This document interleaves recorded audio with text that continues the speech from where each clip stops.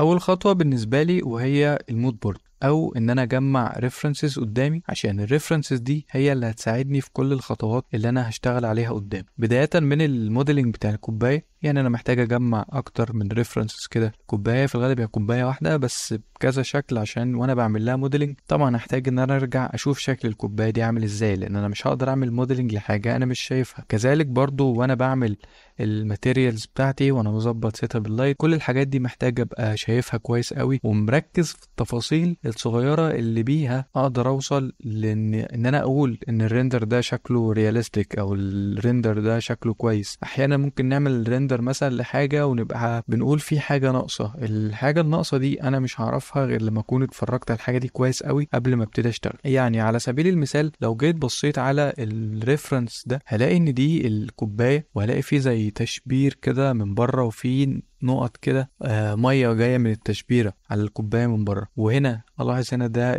مكعبات التلج، وبرضه بيبقى فيه زي بابلز كده صغيره في الليكويد من جوه.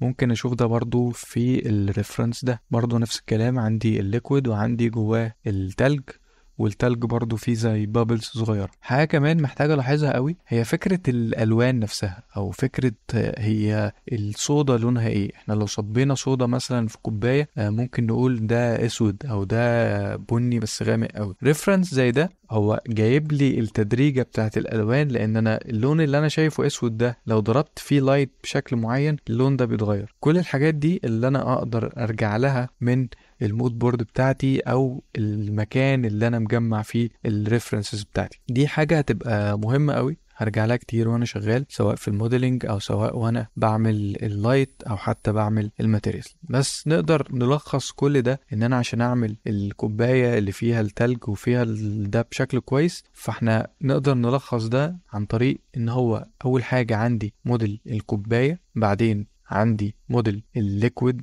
جوه الكوباية، وعندي التلج، وعندي البابلز اللي جوه، واخر حاجه الدروبلتس او الميه اللي بره الكوبايه. طيب تعالوا نبتدي خطوه خطوه كده، نبتدي نعمل موديلز للحاجات دي، او تعالوا نعمل موديلنج للحاجات دي. هنبتدي باول حاجه هي الكوبايه.